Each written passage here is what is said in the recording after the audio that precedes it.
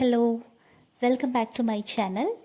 ഈ വീഡിയോയിൽ +1 business സ്റ്റഡീസിലെ chapter 2 ആണ് ഡിസ്കസ് ചെയ്യുന്നത്. എക്സാമിന് എപ്പോഴും ചോദിക്കാറുള്ള ചോദ്യങ്ങൾ വെച്ചിട്ടുള്ളൊരു കൈൻഡ് ഓഫ് വീഡിയോ ആണ് ഇത്. ഇതിലെ കാര്യങ്ങളെല്ലാം വ്യക്തമായിട്ട് പറയും. ഞാൻ ഇനി മുമ്പത്തെ വീഡിയോ പറയുന്ന പോലെ കയ്യിൽ പേപ്പറും പേനയും വേണം. ഓക്കെ, ഓൾറെഡി നമ്മൾ അപ്ലോഡ് ചെയ്ത വീഡിയോ കണ്ടല്ലോ, ഒരു വീഡിയോ ഉള്ളൂ. അത് കണ്ടില്ലേ, അത് പഠിച്ചില്ലേ നിങ്ങൾ? പഠിക്കണം കേട്ടോ. ഓക്കെ, ഇനി നമുക്ക് ചാപ്റ്റർ 2 നോക്കാം. Forms of business organisation. ചോദ്യം നോക്കാം. മിസ്റ്റർ റഹീം എന്ന് പറയുന്ന ഒരാൾ is the single owner of a stationery shop. ഒരു സ്റ്റേഷനറി കടയുടെ ഒരേ ഒരു ഓണറാണ് Rahim. His shop is closed after sudden death of Rahim. അദ്ദേഹം മരിച്ചു കഴിഞ്ഞപ്പോൾ ഷോപ്പ് ക്ലോസ് ചെയ്യേണ്ടി വന്നു. Which form of organisation is this? ഇത് ഏത് ടൈപ്പ് ബിസിനസ് ഫോം? അതായത് ബിസിനസ് ഓർഗനൈസേഷൻ പല ഫോംസ് ഉണ്ട്. ഇത് ഏതാണെന്നാണ് ചോദ്യം. ഇതിൻ്റെ 4 ഫീച്ചേഴ്സും എഴുതാൻ പറഞ്ഞിട്ടൊരു ചോദ്യം. 2021 ഇംപ്രൂവ്മെൻറ്റിന് ചോദിച്ച 5 മാർക്സിൻ്റെ ക്വസ്റ്റ്യൻ ആണ്. അപ്പോൾ ഇത് സോൾ പ്രൊപ്രൈറ്റർഷിപ്പാണ്. Sole proprietorship, SOLE, sole proprietorship, PROPRIETORSIHIP, sole proprietorship. ഇതിൻ്റെ പ്രത്യേകതകൾ വേഗം പറയാം. 5 പോയിൻറ്റ്സ് പഠിക്കാം. ഫസ്റ്റ് വൺ ആണ് ഫോർമേഷൻ ആൻഡ് ക്ലോഷ്യർ എന്നുള്ള പോയിന്റിൽ എഴുതാൻ പറ്റിയ കാര്യങ്ങൾ പറയാം. ഫോർമേഷൻ ആൻഡ് ക്ലോഷ്യർ എന്ന് പറഞ്ഞാൽ ഫോർമേഷനും ക്ലോഷ്യറും വെരി ഈസി, അത്രേ ഉള്ളൂ. ഇത് തുടങ്ങാനും അതേപോലെ ഇത് അടയ്ക്കാനും നിർത്താനും ഈസിയാണ്. Formation and closure very easy. രണ്ടാമത്തെ പോയിന്റ് അൺലിമിറ്റഡ് ലയബിലിറ്റി. കാരണം ഇത് ഒറ്റയ്ക്ക് ഒരാൾ നടത്തുന്ന ബിസിനസ്സാണ്. അപ്പോൾ അദ്ദേഹത്തിന് ഈ ബിസിനസ്സിൽ വരുന്ന ബാധ്യതകളെല്ലാം മീറ്റ് ചെയ്യാൻ പറ്റിയില്ല എന്നുണ്ടെങ്കിൽ അദ്ദേഹത്തിൻ്റെ പേഴ്സണൽ പ്രോപ്പർട്ടിയിൽ നിന്ന് എടുത്താലും തീർക്കണം ബാധ്യത. അപ്പോൾ ലിമിറ്റഡ് അല്ല, അൺലിമിറ്റഡ് ലയബിലിറ്റിയാണ്. മൂന്നാമത്തെ റിസ്ക് ഫുൾ ഇയാൾ തന്നെ നോക്കണം. Sole risk bearer. അതേപോലെ ഫുൾ പ്രോഫിറ്റ് ഇയാക്കുക. And sole profit recipient. Okay, recipient RECIPIENT, sole risk bearer and profit recipient. Full റിസ്ക്കും ഇദ്ദേഹത്തിനാണ്, എന്നാൽ എല്ലാ പ്രോഫിറ്റും ഇയാൾക്ക് തന്നെ കിട്ടും. കൺട്രോൾ ആർക്കാണ്? ഇയാൾക്കാണ് അല്ലേ? എന്താ അപ്പോൾ എങ്ങനെയാണ് പറയുക? ഫുൾ അല്ലെങ്കിൽ ഇപ്പോൾ എന്താ പറയുക, ഡിസിഷൻ മേക്കർ എന്ന് പറയാമല്ലോ. എല്ലാ ഡിസിഷനും കൺട്രോളിങ് ഒക്കെ ഇയാളാണ്. സോ ഡിസിഷൻ മേക്കറാണ്. പിന്നെ ഇത്രയും പോയിൻറ്റ്സ് മതി. ഓക്കെ, സോ ഒരു 4 പോയിൻറ്റ്സ് കിട്ടിയില്ലേ? ഓക്കെ, ഇനി നോക്കിക്കേ. Mister Muhammad and mister Sajan entered into an agreement to share profits. 2 പേര് ഒരു എഗ്രിമെൻറ്റിൽ പ്രോഫിറ്റ് ഷെയർ ചെയ്യാമെന്ന് പറഞ്ഞിട്ട് എഗ്രിമെൻറ്റ് ഇട്ടു. ഇവിടെ ഏത് ബിസിനസ്സാണെന്ന് ചോദിച്ചിട്ടുണ്ട്. 2 പേര് ചേർന്ന് നടത്തുന്ന ബിസിനസ്സിനെ നമുക്കറിയുന്നതാണ്. ഇതെന്താണ്? പാർട്ട്ണർഷിപ്പ്. ഇതിൻ്റെ മെറിറ്റ്സും ഡീമെറിറ്റ്സും ചോദിച്ചിട്ടുണ്ട്. പാർട്ട്ണർഷിപ്പിൻ്റെ മെറിറ്റ്സും ഡീമെറിറ്റ്സും ഒരു 3 എണ്ണം വെച്ച് പഠിക്കാം. മെറിറ്റ്സ് പറഞ്ഞുതരാം. ഫോം ചെയ്യാൻ, അതായത് ഇത് തുടങ്ങാനും ക്ലോസ് ചെയ്യാനും ഈസിയാണ്. മറ്റേ സോൾ പ്രൊപ്രൈറ്റർഷിപ്പ് ആദ്യം പറഞ്ഞ പോലെ easy of formation and closure. മനസ്സിലായോ? ഈസിലി ഫോം ചെയ്യാൻ പറ്റും, ഓക്കെ, ക്ലോസ് ചെയ്യാനും പറ്റും. രണ്ടാമത്തത് ഷെയറിങ് ഓഫ് റിസ്ക് എന്നുള്ള പോയിന്റ് എഴുതിക്കോ അല്ലേ. എല്ലാ റിസ്ക്കും പാർട്ട്നേഴ്സ് എല്ലാവരും ഷെയർ ചെയ്യണം. അപ്പോൾ എന്താണ്? Risks are shared by all partners. Sharing of risk എന്ന് പറഞ്ഞാൽ risk are shared by all partners. Secrecy ഒന്നും കീപ്പ് ചെയ്യാൻ പറ്റില്ല. മനസ്സിലായോ? ഓക്കെ, നോ സീക്രസി ഇല്ല. കാരണം എന്താ പറ്റുക? എല്ലാവരിനോടും കാര്യങ്ങൾ അങ്ങോട്ടും ഇങ്ങോട്ടും ഷെയർ ചെയ്യണം പാർട്ട്നേഴ്സിനോട്. സോ സീക്രസി ഇല്ല. ഇനി ലിമിറ്റേഷൻസ് പറയാം. അൺലിമിറ്റഡ് ലയബിലിറ്റിയാണ് എല്ലാ പാർട്ട്നേഴ്സിനും. Unlimited liability to all partners. പിന്നെ പോസിബിലിറ്റി ഓഫ് കോൺഫ്ലിക്ട്സ്. എന്തെങ്കിലും പ്രശ്നം വന്നാൽ അപ്പോൾ തന്നെ പ്രശ്നം ഉണ്ടാവില്ലേ? അവിടെ കോൺഫ്ലിക്ട്സ്, പ്രശ്നങ്ങൾ വരും. എന്തെങ്കിലും ചെറിയൊരു അഭിപ്രായ വ്യത്യാസം വന്നാൽ അപ്പോൾ കോൺഫ്ലിക്ട്സിന് ചാൻസ് ഉണ്ട്. Possibility of conflicts. പിന്നെ നമുക്ക് എഴുതാം ലാക്ക് ഓഫ് കണ്ടിന്യൂറ്റി. ഒരാൾ ചിലപ്പോൾ റിട്ടയർഡായ ഒരാൾ ഡെത്ത് സംഭവിച്ചാലൊക്കെ ഇത് നിർത്തേണ്ടി വരും. So lakh of continuity. ഈസിയാണ്, ഒന്ന് മനസ്സറിഞ്ഞ് വായിച്ചാൽ കിട്ടാവുന്ന പോയിൻറ്റ്സ് തന്നെയേ ഉള്ളൂ. ഫസ്റ്റ് നമ്മൾ പറഞ്ഞത് easy of formation and closure, balanced decision making, പിന്നെ സീക്രസി. ലിമിറ്റേഷൻസിൽ unlimited liability, possibility of conflicts, lack of continuity. Okay, 3 merits 3 demerits. പിന്നെ നമുക്ക് വേണ്ടത് ഇവിടെ ഒരു ക്വസ്റ്റ്യൻ ആണ്.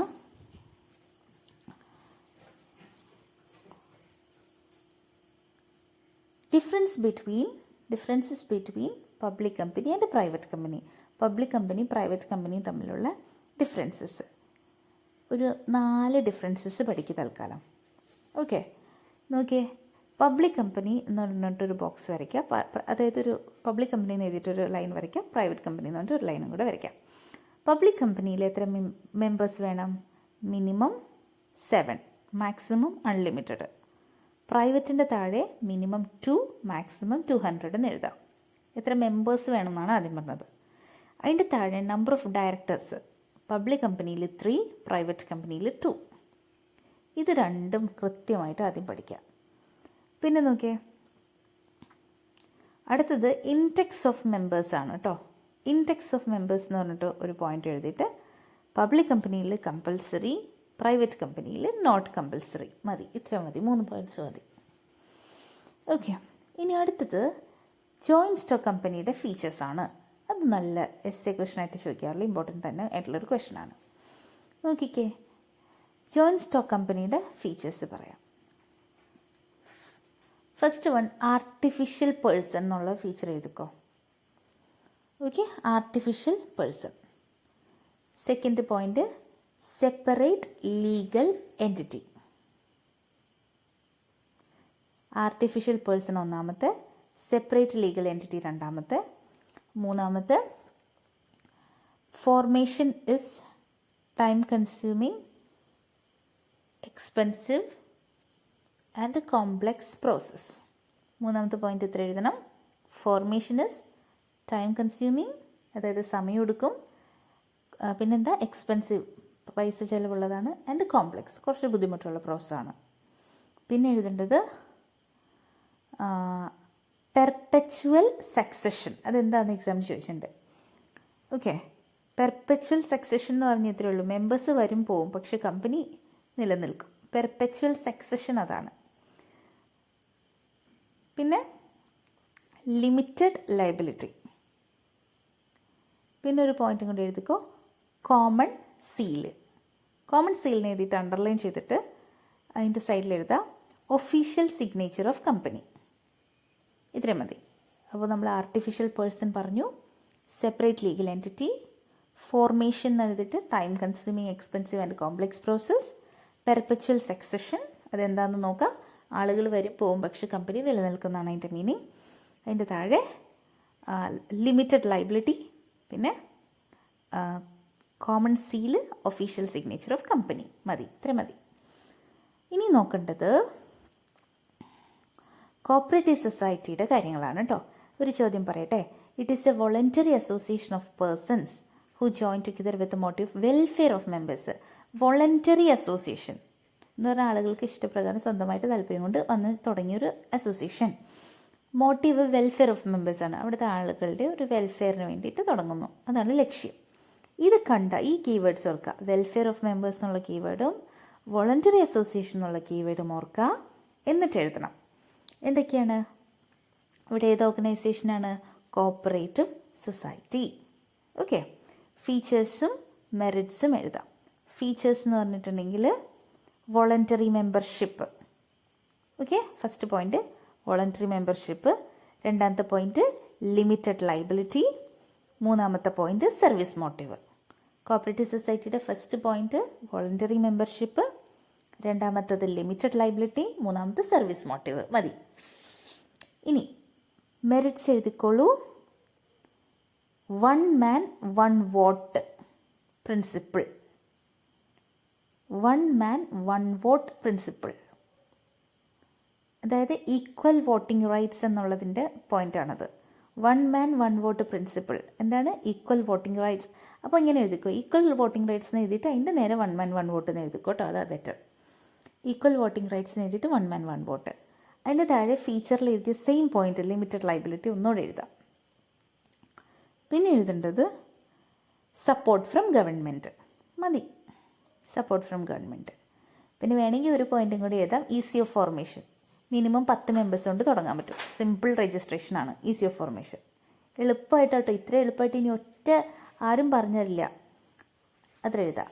ഇനി അടുത്തത് പാർട്ട്ണർഷിപ്പ് എന്താണെന്നും പാർട്ട്ണർഷിപ്പ് ഡീഡ് എന്താണെന്നും അതിൻ്റെ അകത്ത് വരുന്ന contents. Explain partnership deed and list out its contents. Partnership deed എന്ന് പറഞ്ഞാൽ ആദ്യം ഓർക്കുക, written agreement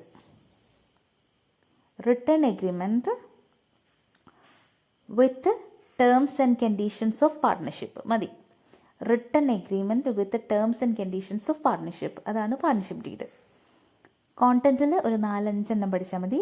name of firm, ഒന്നാമത്തെ കോണ്ടൻറ്റിൽ ഒന്നാമത്തെ നെയിം ഓഫ് ഫേം, FIRM. രണ്ടാമത്തെ nature of business and location of business. മൂന്നാമത്തെ ഡ്യൂറേഷൻ ഓഫ് ബിസിനസ്. നാലാമത്തെ investment by each partner. Okay, മതി.